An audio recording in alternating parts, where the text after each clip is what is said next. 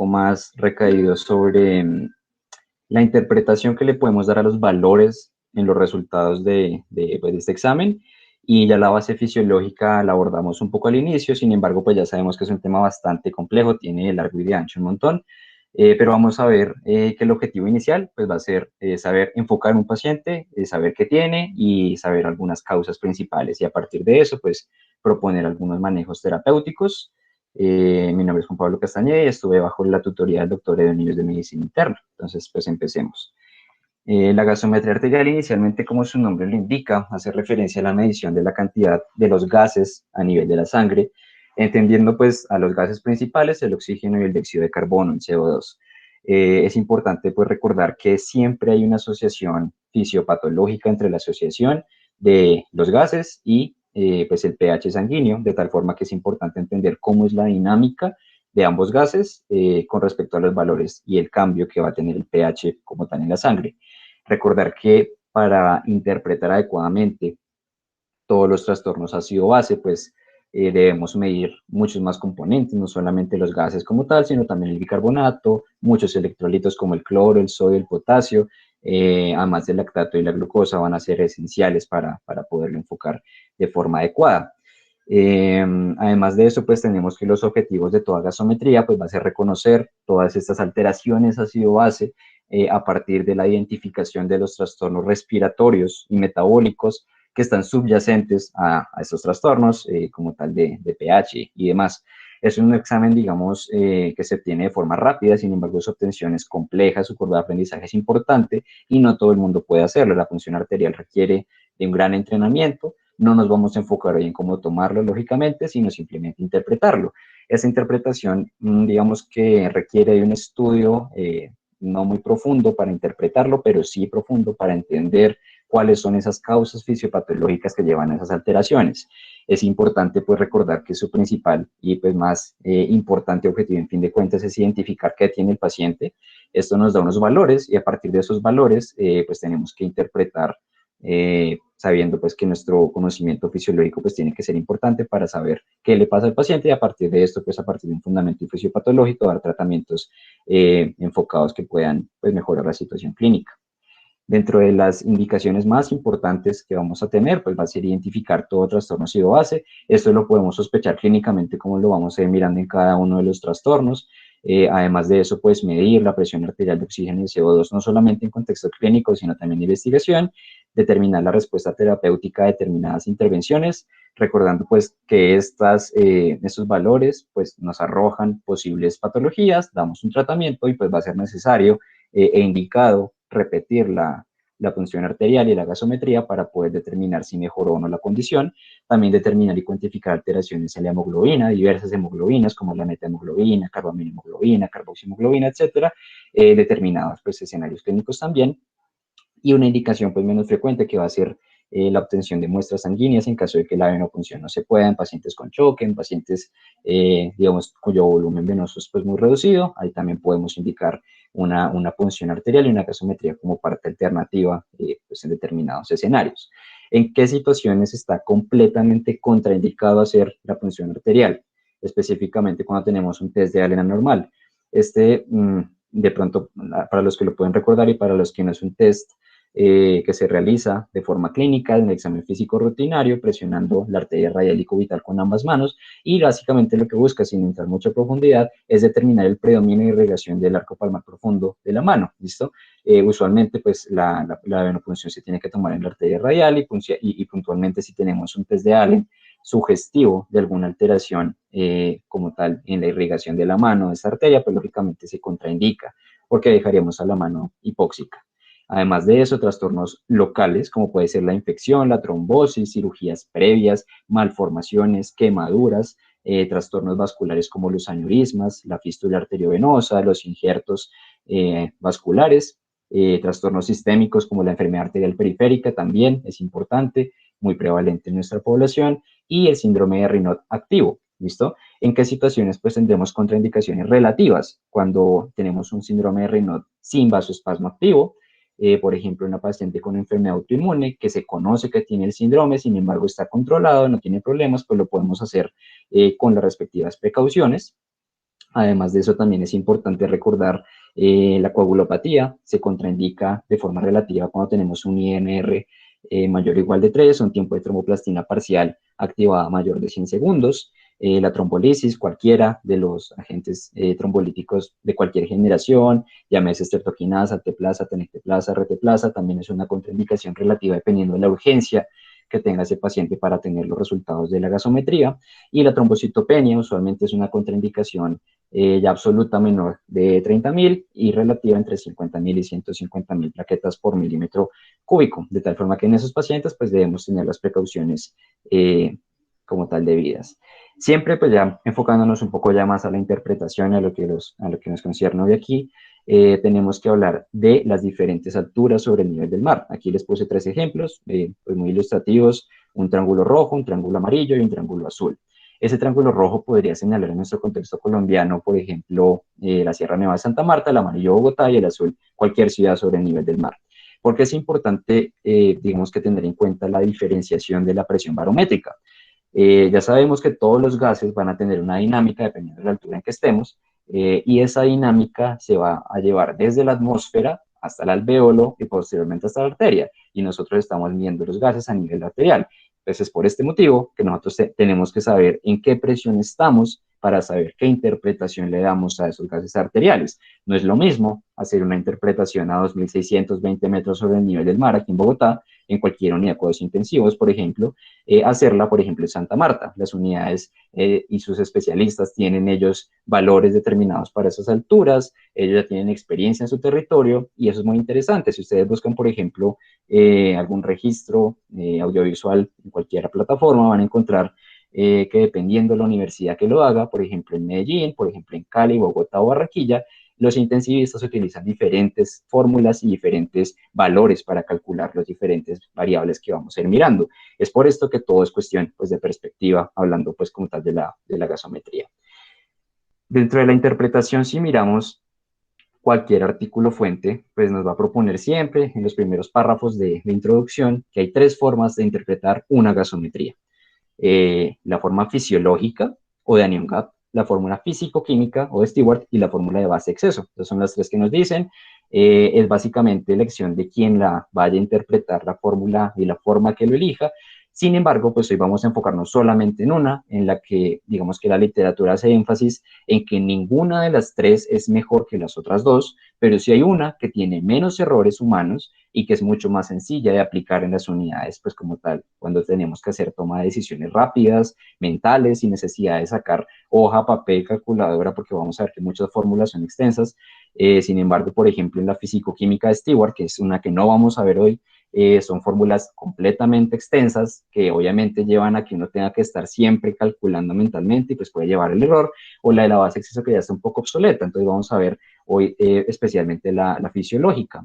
Entonces, siempre que tengamos unos resultados de gases arteriales en un contexto clínico, nos enfrentamos a la toma de decisión, ¿listo? Si tenemos que tomarla con Anion-Gap, con físico-químico, base exceso, depende de la que ustedes elijan. Hoy vamos a ver la Anion-Gap, por lo que les mencioné, menos errores, más sencilla, aunque no hay evidencia que sea mejor que las otras 2, es la más conveniente para aplicarla. Se conoce como aproximación fisiológica, aproximación del Anion-Gap. ¿Y por qué se llama fisiológica? Porque pues sencillamente utiliza el famoso equilibrio de bicarbonato y CO2 mediado por la anhidrasa carbónica, que ya vimos un poco de ello al inicio como tal de nuestras exposiciones. No vamos a entrar obviamente en términos fisiológicos profundos, sino simplemente recordarles que estos 2 actores, el bicarbonato y el CO2, son los más importantes y los protagonistas en esto que se llama la interpretación de los gases arteriales a partir de la aproximación del Anion-Gap o forma fisiológica. Bien, entonces este artículo es de New England de 2014, nos dice que hay una serie de pasos para interpretarla y evitar pues, errores y pues como tal que no se le pase algún dato.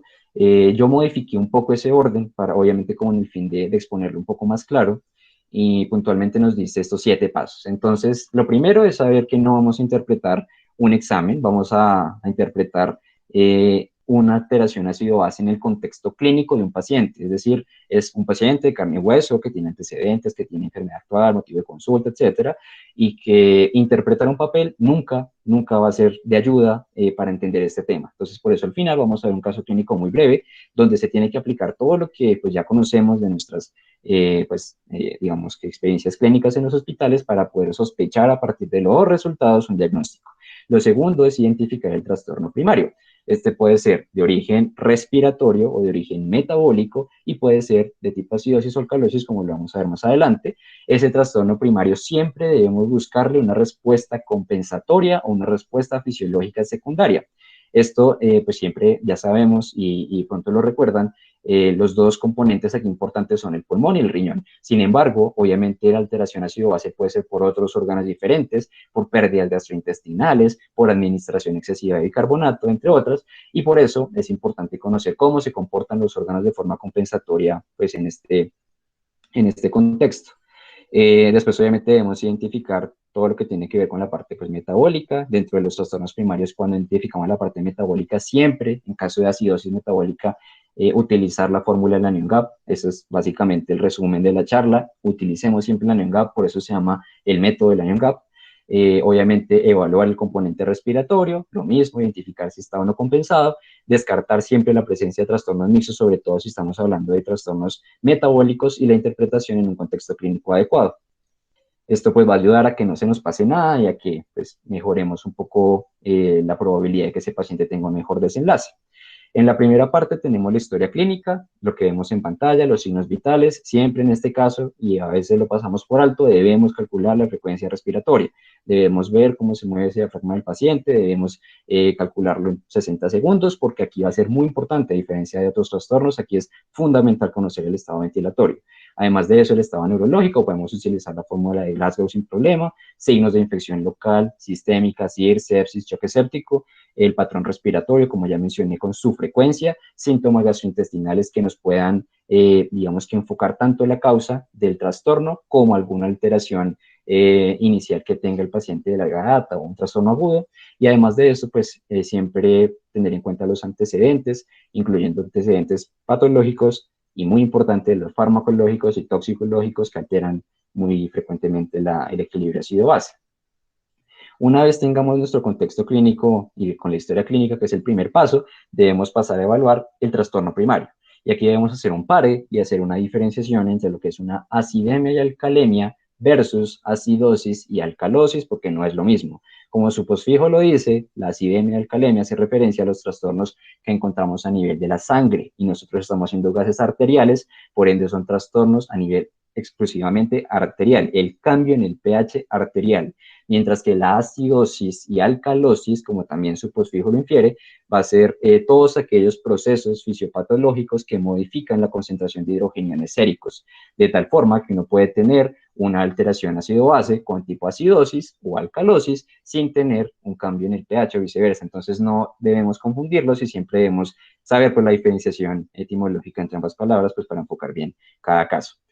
Ahí abajo pues vamos a ver tanto los valores de referencia básicos, que los pongo aquí, obviamente son muchos más, pero los pongo aquí porque considero personalmente que son los que debemos aprendernos de memoria. Son solamente 4, el primero quizá ya todos lo tengamos en mente, el pH es de 7.35 a 7.45. En Bogotá, sobre todo, la Santa Fe y la Fundación Cardioinfantil han hecho algunos estudios donde con una muestra relativamente grande de pacientes ven que ese pH se modifica un poco tendiendo más a la alcalosis. Sin embargo, para efectos prácticos, fisiológicos, y pues para, digamos que seguir con el hilo que siempre llevamos, pH normal de 7.35 a 7.45, la presión arterial de oxígeno evidentemente por la presión barométrica va a cambiar obligatoriamente, al igual que los otros tres se van a modificar. En Bogotá, que es lo que vamos a enfocar hoy la charla, pues va a ser de 60 a 75, un valor por encima de ese hablaremos de hiperoxemia, por debajo de 60 de hipoxemia, y para efectos prácticos de memoria, sin embargo, les pido que siempre que vayan a interpretar miren los valores de referencia de los laboratorios, porque pues para eso están. Sin embargo, de memoria podemos saber que la PaCO2 normal es de 30 y el bicarbonato de 20. Entonces, digamos que son cosas que son fáciles de recordar. y en una revista o en cualquier evento clínico, pues nos puede sacar de un apuro cuando nos pasen un papel, veamos un paciente y sepamos cuáles son los valores de referencia en caso que no los tengamos a la mano, saberlos de memoria es importante.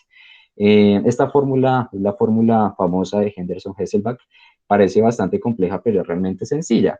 Si ustedes miran el pH, y ahí lo puse en colores, se descompone en estos dos componentes, el bicarbonato y el CO2.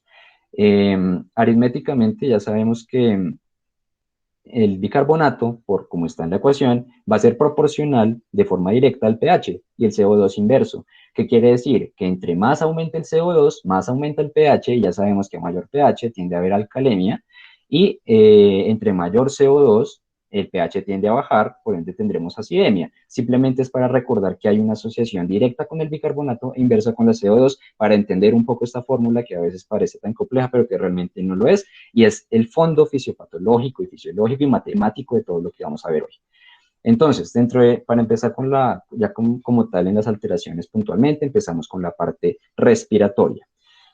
Vamos a empezar hablando de la acidosis respiratoria. Ya sabemos, acidosis, un pH disminuido por debajo de 7.35 con una presión arterial de CO2 aumentada por encima de 42. Esos son los valores de referencia de este artículo. Sin embargo, vuelvo e insisto, miren los valores de referencia que les ofrece cada laboratorio.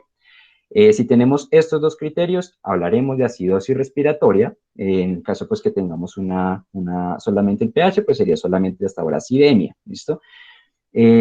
Sabiendo el trastorno primario, tenemos que pasar a observar cómo está compensando. Si estamos hablando de un trastorno primario de origen respiratorio, quien compensa, pues va a ser el riñón, y lo va a hacer mediante su principal herramienta, que es el bicarbonato. Para saber si está o no compensado un trastorno de acidosis respiratoria primario, debemos saber en qué contexto clínico estamos, si estamos en un contexto agudo o si estamos en un contexto crónico. El punto de corte aquí es 3. Y ustedes dicen, 3 días es muy poco para decir que un contexto es crónico, por ejemplo, 4 días ya es crónico.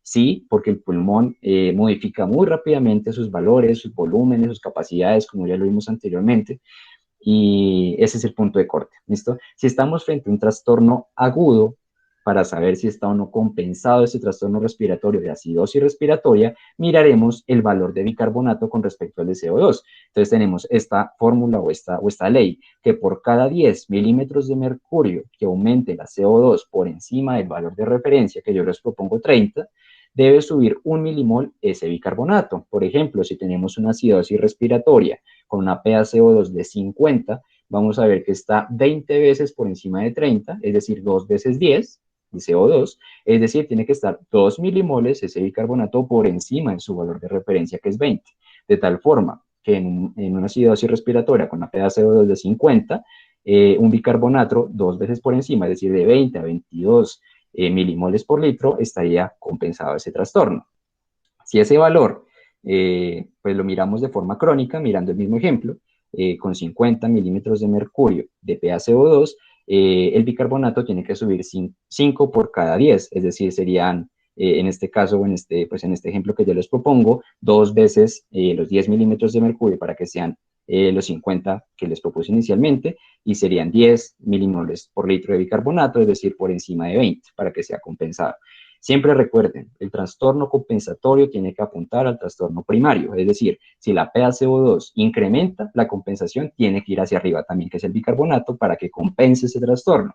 Si ese valor de bicarbonato está por debajo de lo que yo espero que esté, como ya los mencioné los valores, se sugiere una acidosis metabólica sobreagregada, y si está por encima, sugiere una alcalosis metabólica sobreagregada, estos dos trastornos en el contexto de una acidosis respiratoria no compensada. Esa compensación pues la tiene que hacer lógicamente el riñón, por eso se demora, el riñón es lento, el riñón no funciona tan rápido como el pulmón, que tiene que simplemente respirar más rápido, más despacio. En este caso se demora hasta 5 días, y algo fundamental que tiene que quedar claro desde ahorita es que no hay sobrecompensación en el cuerpo. Es decir, no es que el bicarbonato en este contexto de acidosis respiratoria se subió más de lo que debía, entonces el cuerpo está sobrecompensando. No, el riñón está fallando, y por eso hay, en ese caso, una alcalosis metabólica sobreagregada. ¿Qué causas tenemos? Y esto pues va a ser, así voy a mostrarlos, primero el trastorno y luego las causas. Dentro de las causas, en forma resumida, siempre pensemos en alteración de la ventilación alveolar, ¿listo? Esa alteración puede ser primaria, es decir, que sea culpa del alvéolo que hay esa acidosis respiratoria, ¿cierto? O puede ser extraalveolar, es decir, que no sea culpa del alvéolo esa alteración de la ventilación. Aquí nos citan las últimas dos ideas que están aquí. La alteración de la pared torácica o de los músculos respiratorios puede alterar de forma secundaria la ventilación sin que el alvéolo esté comprometido, o enfermedades de los centros respiratorios también pueden alterar la función ventilatoria sin que se modifique la función alveolar. Esto vamos a ver más adelante que hay una fórmula para determinar si la culpa es del alvéolo o es de otro tejido que no sea como tal el pulmón el que está generando ese trastorno. Con la acidosis respiratoria clara pasamos a la alcalosis respiratoria, ya sabemos, alcalosis, pH alto por encima de 7.45, estamos perdiendo CO2, el pulmón lo está botando muy rápido, es decir, tiene que tener una presión arterial de CO2 disminuida. Ese es nuestro trastorno primario. Y la compensación pues se tiene que hacer de una forma muy similar a la acidosis respiratoria. Si ustedes miran es prácticamente lo mismo, es calcada, lo único que cambia es que en la forma aguda solamente, bueno, se duplica la cantidad de bicarbonato que tiene que disminuir, en este caso, 2 milimoles por litro, pero es exactamente lo mismo que el mismo ejemplo que les puse la vez pasada. Si ese valor de bicarbonato sobrepasa ese valor esperado, ¿cierto? Quiere decir que el riñón está fallando, está acumulando mucho bicarbonato, hay una alcalosis metabólica sobreagregada. Pero si por el contrario tenemos un bicarbonato ya, pues más disminuido, sugeriríamos una acidosis metabólica sobreagregada. ¿A qué voy con todo esto? El cuerpo siempre es preciso en la compensación. Si no está en los niveles que se espera compensar, pues lógicamente estaríamos frente a una patología, además de mixta, no compensada. Y eso sería por la parte de alcalosis respiratoria. Recordar siempre, pues, en este caso, las causas serían opuestas, es decir, un aumento en la ventilación alveolar. Pueden ser muchas causas. Aquí en la primera viñeta vemos estimulación directa de los centros respiratorios, ansiedad, sepsis, embarazo, fiebre, etcétera. Miren, por ejemplo, la última. Aquí nos están hablando de ejercicio. Entonces, si tenemos un paciente que no está condicionado físicamente, que sale un fin de semana y le invitan a una maratón y se esfuerza ya demasiado, tiene más un golpe de calor, hiperventila, entra en una alcalosis respiratoria que puede convertirse en un trastorno mixto y empeorarse gravemente. Entonces, digamos que estos trastornos respiratorios son frecuentes y se pueden ver en pacientes, sobre todo con trastornos ventilatorios, tanto de aumento como de disminución, cualquiera de esos dos. Esta es la fórmula que yo les estaba diciendo, del gradiente alvéolo arterial para determinar si es o no la culpa del alvéolo ese trastorno primario. Es una fórmula que parece muy compleja, pero realmente es bastante sencilla. La FiO2 la tenemos que calcular no como porcentaje, sino como valor absoluto. Ya sabemos que esa no se modifica si estamos respirando sin ayuda, es decir, sin ningún tipo de oxigenoterapia. Sería 0.21, ¿cierto? Esto lo multiplicamos por la resta entre la presión barométrica, que esta sí se modifica, como les mencioné, ¿se acuerdan la diapositiva de la montañita? Aquí sí se modifica. Entonces, si estamos en Bogotá, tendremos una presión barométrica porque estamos por encima del nivel del mar, sería 560, menor que la del nivel del mar, que es 760. Esto le restamos 47, le restamos la presión arterial de oxígeno y le restamos la división de la presión arterial de CO2 sobre el radio de intercambio gaseoso, que es 0.8.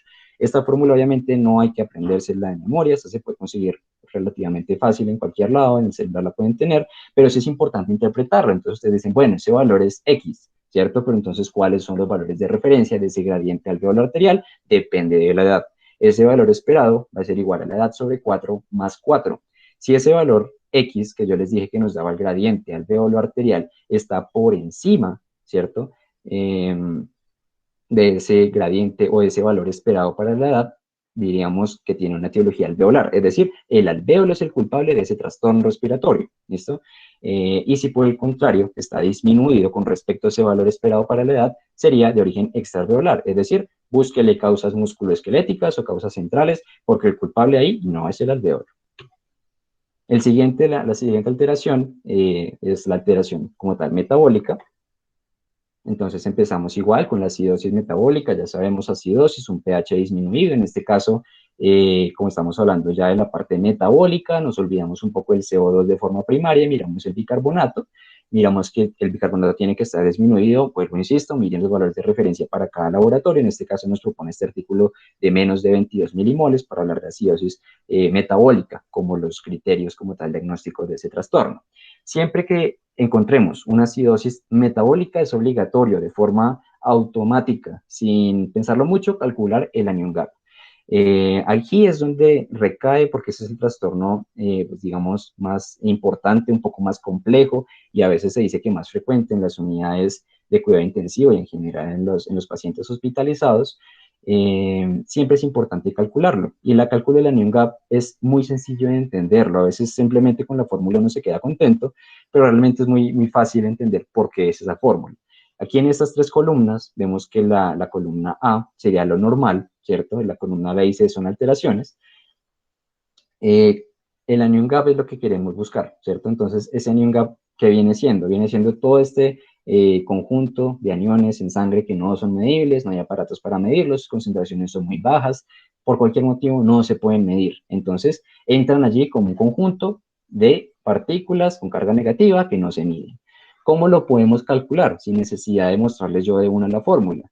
Pues sumando, si sumamos el cloro y el bicarbonato, ¿cierto? Y a esa suma le restamos el sodio, es decir, en lo que está naranja, que sería el principal catión de la sangre, le restamos la suma del cloro y el bicarbonato, pues nos daría lo que está en rojo. Es básicamente una suma bastante sencilla, no tiene problema y por eso su fórmula es así. ¿Listo? Sumamos el cloro y el bicarbonato, ese es el total entre comillas, porque hay muchos más de aniones medibles, y ese valor pues es restado por el sodio, eso nos da el anion gap.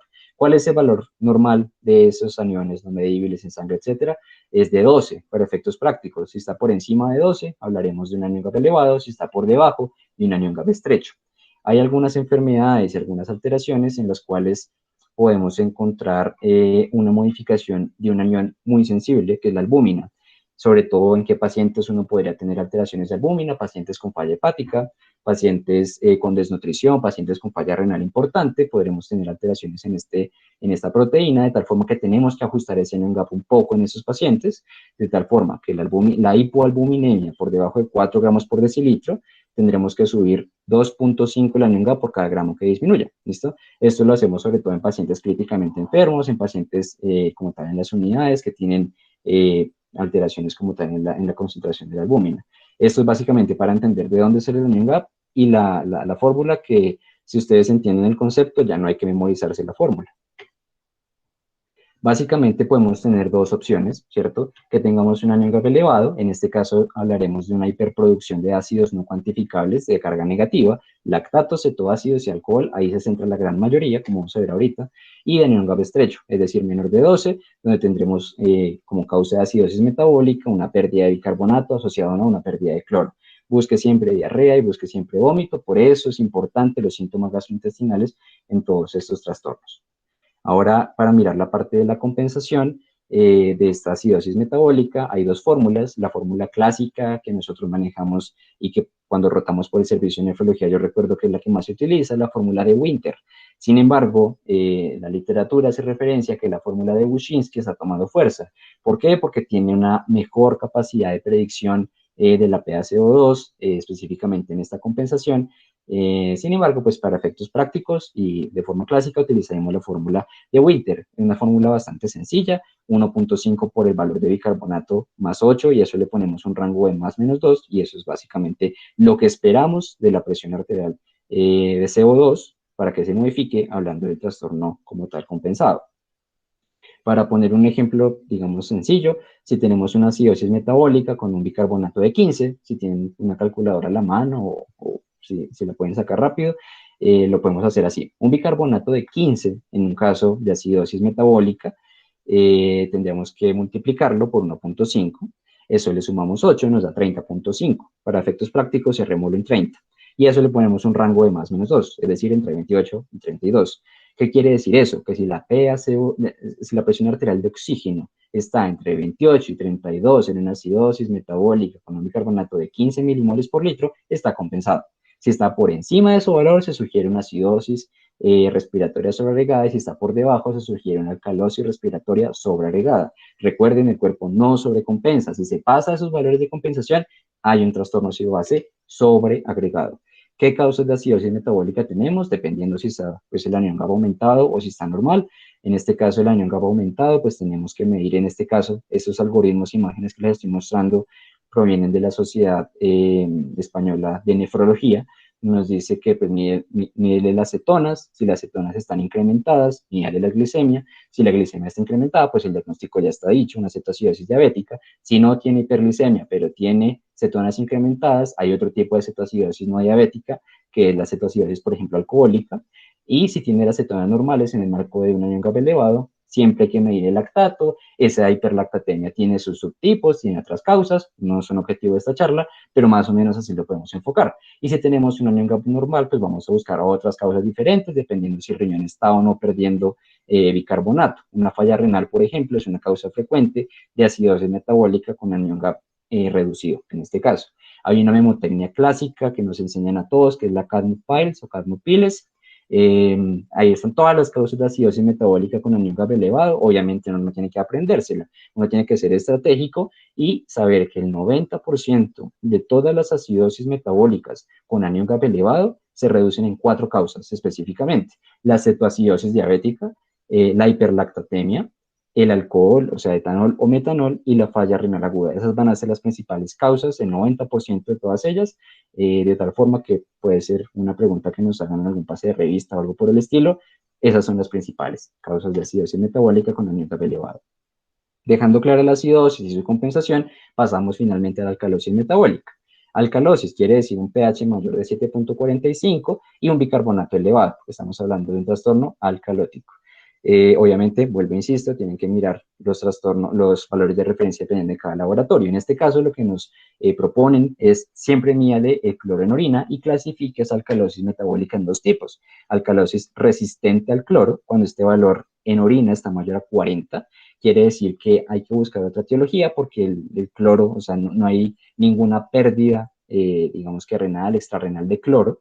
En este caso podemos buscar pacientes hipertensos y el hiperaldosteronismo, la hipercalcemia, hipomagnesemia, pues dependiendo de cada contexto clínico, y la alcalosis metabólica sensible al cloro cuando eso está disminuido en orina, ¿listo?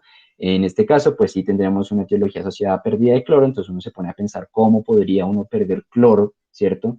Y uno piensa, pues, donde hay más cloro es en el estómago, ácido clorhídrico. Si uno pierde ácido clorhídrico, ¿cómo lo podría perder? Pues por vómito. Paciente que vomita mucho, pierde mucho hidrogenión, por ende se presenta la alcalosis, y como pierde cloro asociado a ese hidrogenión, se puede presentar pues una pérdida importante de cloro. En este caso, simplemente una reposición con solución salina podría resolver su cuadro. ¿Cómo sabemos si un trastorno alcalótico de tipo metabólico está compensado o no? Muy similar a la fórmula de Winter, tenemos la fórmula de Java-Heri, que no me voy a demorar mucho, es una fórmula que se utiliza solamente en alcalosis metabólica, es el delta del bicarbonato por 0.7 más 40 y un rango de más y menos 2. Ese delta de bicarbonato simplemente es la resta del valor de mi paciente versus el valor de referencia, que en este caso yo les dije que 20. Si el valor de PaCO2 está por debajo de ese valor esperado, se sugiere una alcalosis respiratoria sobreagregada porque el pulmón, digamos que está botando mucho ese CO2, y si está por encima, se sugiere una acidosis respiratoria sobreagregada por el motivo contrario. ¿Qué causas de alcalosis metabólica tenemos? Tenemos, dependiendo, pues hay muchas formas de clasificarlo. En la parte superior les comenté algunas ahorita: por sobrecarga alcalina, un paciente que tenga sobreinfusión de bicarbonato, por pérdida de hidrogeniones, el vómito es el más importante. Y ahí abajo vemos la alcalosis metabólica sensible a cloro, resistente a cloro, con cada una de las causas. Recordar siempre, el vómito es una de las más importantes. Muy bien. Con eso claro, entonces, si recuerdan, uno de los últimos puntos era identificar si teníamos o no teníamos trastornos mixtos. Esto es fundamental en trastornos, sobre todo, pues, metabólicos. En trastornos respiratorios no mucho. ¿Qué fórmula tenemos para abordar este ítem? Tenemos la fórmula delta-delta. Esta fórmula delta-delta simplemente es la resta entre la diferencia del anion GAP del paciente versus el laboratorio, menos la resta del bicarbonato del paciente y el valor de referencia del laboratorio. Entonces, para efectos prácticos, el anion GAP es valor de referencia como tal, o el valor del paciente que nos demuestren los resultados, menos 12. Eso lo tenemos que multiplicar por 0.6 si tiene una acidosis láctica, en el contexto de una acidosis metabólica con anion GAP elevado, menos el 20 y el valor del paciente como tal de bicarbonato. Hay 2 opciones: que esta fórmula delta-delta en el contexto de un trastorno metabólico nos salga mayor a 5 o mayor a más 5. En este caso hablaríamos de un trastorno mixto de acidosis metabólica con alcalosis metabólica sobreagregada, y en caso de que tengamos, por ejemplo, un paciente con acidosis metabólica con aNOVA elevado, hacemos la fórmula delta-delta y nos da menos de -5, tendremos asociado una acidosis metabólica hiperclorémica con aNOVA abnormal, ¿listo? Entonces son como dos formas de ponerle un poco de mezclar los trastornos ácido-base específicamente en la parte metabólica. Eso no es complejo y se tiene que hacer ya al final, cuando ya hayamos destacado el componente primario y secundario de cada uno de los que vimos. Aquí vemos como todas las formas en que se pueden asociar acidosis y alcalosis metabólica con acidosis o alcalosis respiratoria, no, pues no me voy a tener mucho en esta tabla, pero pues allí están todas consignadas. Y al final, pues siempre tenemos que hacer un checklist, ¿cierto? Tenemos un contexto clínico adecuado, listo, tenemos un contexto clínico adecuado, eso es lo más importante. Identificamos un trastorno primario, listo, ¿es de origen respiratorio o es de origen metabólico? Si es de origen respiratorio, ¿es acidosis o es alcalosis? Si es de origen metabólico, lo mismo. Después tenemos que mirar, listo, si es un trastorno primario en el riñón, ¿cierto? Decir metabólico, ¿está ese pulmón compensando o no compensando? Y recuerden ustedes siempre, para compensación por trastornos primarios de origen respiratorio, tenemos nuestras fórmulas dependiendo de los valores esperados de bicarbonato, de 1 en 10 y 2 en 10, como ya les mencioné. Y si es de origen metabólico, pues tenemos si es acidosis, la fórmula de Winter, si es alcalosis, la fórmula de Jabajeri. Con eso sabemos si hay una respuesta fisiológica compensatoria. Del componente metabólico, siempre si es una acidosis, calcular el anión GAP es fundamental. Si tenemos un componente respiratorio, pues determinar su etiología con el gradiente alveolar arterial, si la culpa es o no el alvéolo, y siempre descartar la presencia de trastornos mixtos con la fórmula delta-delta que les acabo de comentar hace un minuto. Con esto claro, uno ya es capaz de interpretar qué tiene el paciente y pues obviamente lo final de todo esto es saber qué le vamos a hacer, ¿listo? Obviamente eso se sale un poco del contexto de hoy, pero pues básicamente eso es lo que quería comentarles. Ahora vamos a aplicarle un caso clínico muy breve. Este es un caso de esta semana del Hospital San José Infantil. No, pues no es necesario que abran micrófonos ni nada, simplemente voy a ir leyendo. Al final pues hago las preguntas, doy 5 segundos para que cada uno si quiere lo piense y yo voy respondiendo. Tenemos como enfermedad actual un hombre de 67 años con un cuadro clínico de 7 días de evolución, consistente en dolor abdominal en flanco izquierdo, intensidad 7 de 10, irradiado a dorso ipsilateral asociado a orina fétida y turbia, no fiebre y ninguna otra sintomatología. Como antecedentes, tenemos un paciente diabético tipo 2 controlado, hipotiroidismo en suplencia, hipertensión arterial controlada y falla renal crónica estadio 5. Estas 4 enfermedades diagnosticadas hace 10 años. Como antecedente traumático, tenemos un trauma craneoencefálico por caída de gran altura hace 4 años. Como consecuencia de esto, es usuario permanente de sonda vesical por vejiga neurogénica. Y como quirúrgicos, tuvieron que hacerle una uretrotomía hace un mes por la retención urinaria aguda, secundaria a una retención por colapso de la sonda vesical, y pues tuvieron que intervenirlo por parte de urología. En el examen físico tenemos una frecuencia cardíaca de 90 latidos por minuto, una frecuencia respiratoria de 19, una tensión de 110/70, saturación de 93, temperatura de 36, un Glasgow de 15/15, buen estado general, abdomen blando, llama la atención doloroso la palpación profunda en flanco izquierdo y maniobra de puño percusión izquierda positiva. Ya más o menos podemos sospechar por dónde va esto. ¿Listo? Bien, esos son los paraclínicos que tenemos. A la izquierda tenemos glicemias, hematocritos, bueno, todo lo demás. Miren, por ejemplo, la creatinina casi de 9, un boom de 80. Tenemos en el contexto de una hiponatremia, una hipercalemia y una hipercloremia. Y esos son los gases que nos reportan en los resultados, así tal cual los van a ver en ambos hospitales. Vemos que los valores de referencia pues son especiales para cada uno, 7.35 a 7.45, y vemos que está por fuera de ese rango. Entonces, para hacer lo mismo que estuve como hablándoles durante esta media hora, lo primero, identificar el pH. Tenemos un pH de 7.2, el valor de referencia es entre 7.35 y 7.45, está disminuido, por ende, si estamos tomando el pH de sangre, estaríamos hablando de una acidemia, ¿listo? ¿Por qué? Porque no sabemos ahora si es respiratoria, si es de metabólica y qué proceso está llevando esa alteración de los hidrogeniones. Miremos el bicarbonato y miremos la presión arterial de CO2. El bicarbonato de 10, acuérdense el número mágico, es 20, es decir, está por debajo, bicarbonato disminuido, y la PaCO2 en 21, valor de referencia es 30, ¿listo? Dos opciones para tener acidemia es que haya una acidosis respiratoria o una acidosis metabólica, ¿cierto? Para que haya acidosis metabólica, lo único que necesitamos es que el bicarbonato esté por debajo y este caso lo cumple. En cambio, la CO2 tiene que estar incrementada, en este caso está disminuida. ¿Qué pensaríamos entonces? Que como trastorno primario tenemos una acidosis metabólica. Después de eso tenemos que determinar, listo, tenemos un paciente con acidemia por acidosis metabólica, ¿cómo está respondiendo en este caso el pulmón? Miramos la PaCO2, ¿cierto? Y para eso tenemos que aplicar, como ya les mencioné, la fórmula de Winter. Si tienen ahí una calculadora a la mano, pues lo pueden hacer conmigo si quieren. Lo primero que debemos calcular en este caso va a ser 1.5, ¿cierto?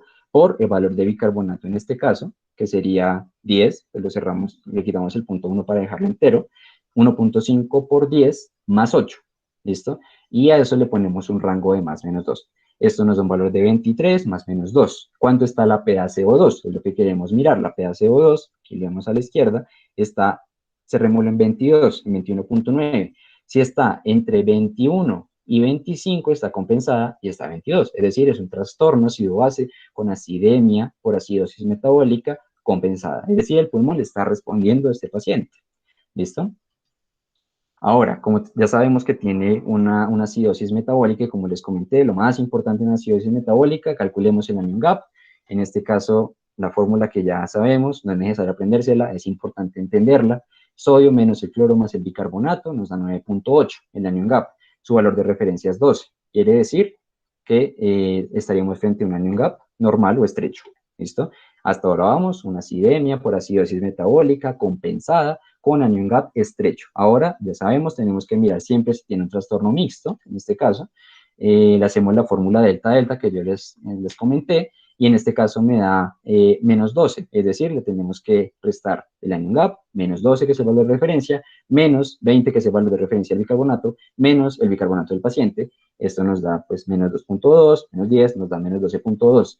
Y sabemos que si está por debajo de menos 5, estaremos hablando de una acidosis metabólica hiperclorémica. Es decir, en este caso estaríamos frente a una acidosis metabólica compensada que tiende como tal a ser generada por una hipercloremia. ¿Listo? Y bueno, las causas pues ya las mostramos en los algoritmos.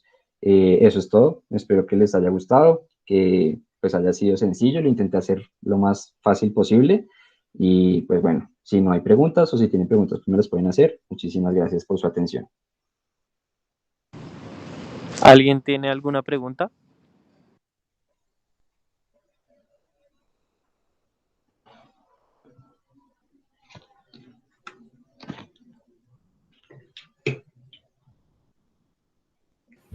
Hola, ¿me escuchan? Sí, Hola. sí, te escuchamos. Juan Pablo, mi nombre es Alejandra, yo soy R1 de Medicina Interna. Más que una pregunta, pues me parece que es un tema muy denso, como ustedes se habrán podido dar cuenta en su rotación de nefrología. El profe Torres pues sí tiende a hacerlo, digamos, un poco más sencillo y sé que no es fácil tratar de abordar un tema tan importante.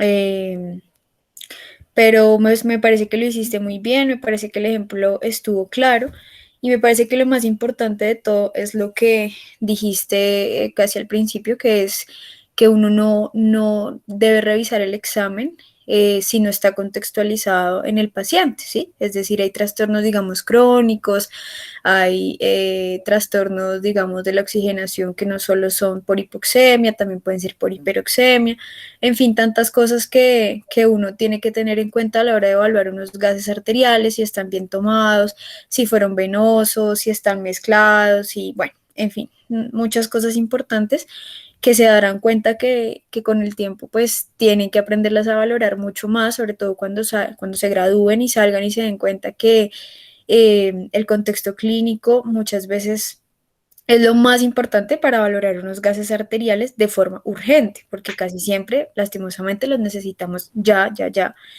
Y muchos de ustedes saldrán a trabajar en unidades de cuidado coronario, intermedio, intensivo. Entonces, pues la verdad es que siempre tengan en cuenta que uno pide un examen para tomar decisiones. O sea, ustedes no pueden pedirle a unos gases, por ejemplo, que son muy dolorosos, sin tener como claro por qué los piden y para qué los piden, ¿sí?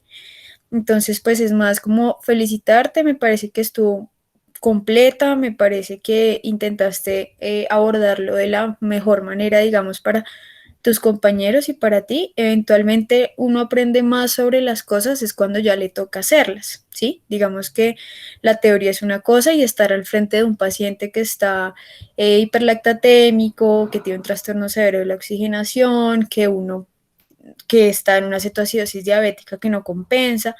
Ahí ustedes se van a dar cuenta que pues uno aprende más es ya, digamos, frente a los pacientes, pero me pareció que estuvo muy bien. Y bueno, nada, te felicito. Me parece que diste el mensaje correcto de la charla. Vale, muchísimas gracias.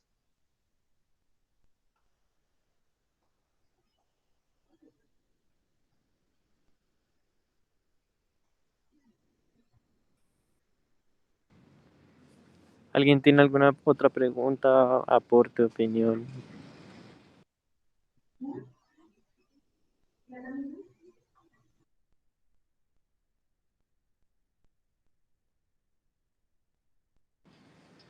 Vale, creo que no. Pues sí, muy bien. Felicitaciones también pues por esa presentación. La verdad es que me gustó bastante. Ya pues para finalizar quería recordarles que la próxima charla que tenemos pues ya empezamos como tal con el componente patológico del módulo de neumología. Lo siguiente que vamos a ver es tromboembolismo pulmonar dentro de unos 15 días. Y también quería recordarles que vamos a iniciar a realizar una especie como de resúmenes de las guías de cada patología que hay en las diferentes sociedades, ya sea española o de acá de Colombia o de los Estados Unidos, sí. Eso pues se va a encargar Silvia Mogollón para que por favor el que esté encargado de el tema correspondiente, es decir, por ejemplo, como dentro de 15 días tenemos tromboembolismo pulmonar, entonces se va a hacer también un resumen sobre las guías que hay para ese tema junto con ella, digamos que ella va a ser la coordinadora de todo ese tema, para que nosotros podamos compartírselo a toda la comunidad de la universidad o por lo menos a los seguidores de la página de Instagram. Y ya, sin más que decir, pues felicitaciones por la charla, la verdad estuvo muy bien y me gustó bastante.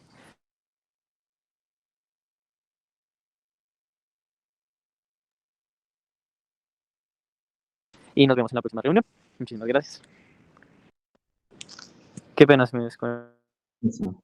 Muchas gracias a todos por su asistencia. Ya, pues nos vemos en la... Qué pena, estoy teniendo problemas ya.